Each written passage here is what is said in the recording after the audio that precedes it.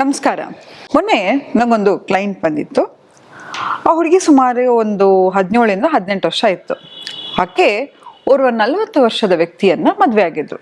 ಆಕೆಗೂ ಆ ಹುಡುಗಿಗೂ ಆತನಿಗೂ ಸರಿಸುಮಾರು ಏನಿಲ್ಲ ಅಂತ ಹೇಳಿದ್ರೆ ಒಂದು 20ಇಂದ 22 ವರ್ಷ ಡಿಫ್ರೆನ್ಸ್ ಇತ್ತು. ನಂತರ ಅವರಿಗೊಂದು ಮಗು ಹುಟ್ಟಿತ್ತು. ಪಾಪ ಅದು ಕೂಡ ಆಟಿಸ್ಟಿಕ್ನಿಂದ ತೊಳಲಾಡ್ತಿತ್ತು. ಆದರೆ ನಾನು ಕೇಳಿದೆ, ಯಾಕಮ್ಮ ಅಂತ ಹೇಳಿದ್ರೆ, ತುಂಬ ಅವಳು ಲೈಫ್ ಹೇಗಿತ್ತಪ್ಪ ಅಂತ ಹೇಳಿದ್ರೆ ತುಂಬಾ ಕಷ್ಟಪಡ್ತಾ ಇತ್ತು ಆ ಹೆಣ್ಮಗು.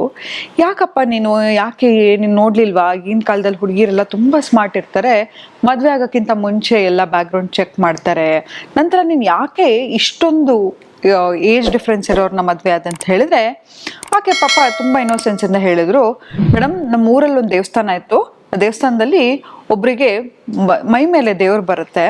ಅವ್ರು ಹೇಳಿದ್ರು, ಅವ್ರ ಮಾತನ್ನ ಯಾರು ಇಡೀ ಊರವ್ರು ತೆಗ್ದು ಹಾಕಕ್ಕಾಗಲ್ಲ. ಅವ್ರದ್ದು ಹೇಳಿದ್ರು ನೀನು ತುಂಬ ಚೆನ್ನಾಗಿರ್ತೀಯ ಅಂತ. ಆದರೆ ಏನೋ ಗೊತ್ತಿಲ್ಲ, ಇಷ್ಟೊಂದು ಕಷ್ಟಪಡ್ತಾ ಇದ್ದೀನಿ ಅಂತ. ಆದರೆ ಎಲ್ಲ ನಾವು ನೋಡ್ತೀವಿ, ಎಲ್ಲವನ್ನೂ ಕೆಲವು ಎಷ್ಟೊಂದು ನಮಗೆ ವಿಷಯಗಳು ಗೊತ್ತಿದೆ, ಎಷ್ಟೊಂದು ವಿಷಯ ತರ್ಕಕ್ಕೂ ಮೀರಿದ್ದು. ಆದರೆ ಮೈ ಮೇಲೆ ದೇವ್ರು ಬರೋದು ನಿಜಾನ? ಒಬ್ಬ ಮನುಷ್ಯನ ವ್ಯಕ್ತಿಯ ಮೇಲೆ ಮೈ ಮೇಲೆ ದೇವ್ರು ಬರೋದು, ದೆವ್ವ ಬರೋದೆಲ್ಲವೂ ನಿಜವಾ? ಇದರಿಂದ ಹಿಂದೆ ಸೈನ್ಸ್ ಏನು ಹೇಳುತ್ತೆ, ಸೈಕಾಲಜಿ ಏನು ಹೇಳುತ್ತೆ ಅಂತ ಹೇಳಿದ್ರೆ, ನನ್ನ ಕೇಳಿದ್ರೆ ಆ ಥರ ಯಾವುದೂ ಅಲ್ಲ.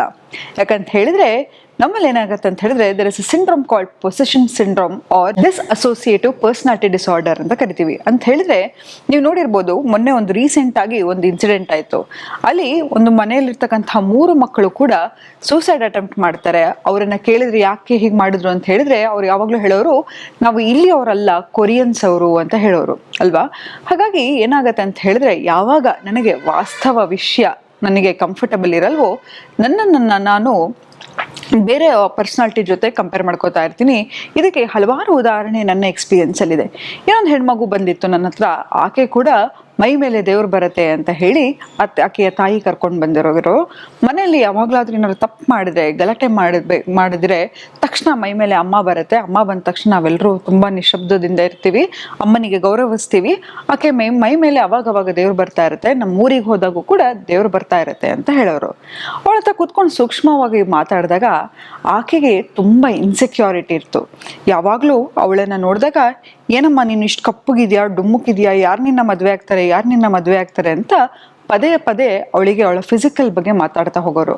ಅದೇ ಆಕೆ ನನ್ನ ಮೈ ಮೇಲೆ ದೇವ್ರು ಬರುತ್ತೆ, ನನಗೆ ಯಾವುದೋ ಒಂದು ವಿಚಿತ್ರ ಶಕ್ತಿ ಇದೆ ಅಂತ ಹೇಳಿದಾಗ ಎಲ್ಲರೂ ಆಕೆಯ ಕಾಲಿಗೆ ಬೀಳೋದು, ಆಕೆಗೆ ಹಣೆಗೆ ಕುಂಕುಮ ಇಡೋದು, ಅರ್ಶನ ಇಡೋದು, ಇದು ಎಲ್ಲವನ್ನು ಮಾಡ್ತಾ ಇದ್ರು. ಯಾಕಂತ ಹೇಳಿದ್ರೆ ನಮ್ಮ ಸೊಸೈಟಿ ನೋಡಿ, ಯಾವುದೇ ಆಗಿರಲಿ, ಯಾವುದು ಭಯದಲ್ಲಿ ಆಪರೇಟ್ ಮಾಡುತ್ತೋ ಅದು ತುಂಬಾ ಚೆನ್ನಾಗಿ ಸೇಲ್ ಆಗ್ತಾ ಹೋಗುತ್ತೆ. ಈಗ ನೀವು ಯಾವುದೋ ಒಂದು ಅಂಗಡಿಗೆ ಹೋಗ್ತೀರಾ ಅಂತ ತಿಳ್ಕೊಳ್ಳಿ, ಅಲ್ಲಿ ಒಂದು ಆಫರ್ ಹಾಕ್ತಾರೆ, ನೋಡಿದ್ದೀರಾ? ಈ ಆಫರು ಬರೀ 3 ದಿನ ಮಾತ್ರ ಇರುತ್ತೆ, ಇದನ್ನ ಈಗಲೇ ತಗೋಬೇಕು ಅಂತ. ತಕ್ಷಣ ನಾವೇನು ಮಾಡ್ತೀವಿ, ಅಯ್ಯೋಯ್ಯೋ 3 ದಿನ ಅಷ್ಟೇ ಅಲ್ವಾ, ಹೋಗ್ಬಿಡೋಣ ಅಂತ. ಯಾವುದು ಬೇಗ ಖಾಲಿ ಆಗುತ್ತೆ ಅಂತಿರ್ತೀವೋ, ಆ ಸೀರೆ ಆಗಿರ್ಬೋದು, ನೀವು ನೋಡಿರ್ಬೋದು, ಇವಾಗ ಇತ್ತೀಚೆಗೆ ಒಂದು ದೊಡ್ಡ ಟ್ರೆಂಡಿಂಗ್ ಇದೆ. ಯಾವುದಾದ್ರು ಒಂದು ಸೀರೆ ಖಾಲಿ ಆಗುತ್ತೆ, ಸೀರೆ ಸಿಗ್ತಾ ಇಲ್ಲ, ಅಭಾವತೆ ಇದೆ ಅಂದರೆ 3 ಗಂಟೆ ಬೆಳಗ್ಗೆ ಹೋಗಿ ನಾವು ಆ ಸಾರಿಗಾಗಿ ಕಾಯ್ತೀವಿ.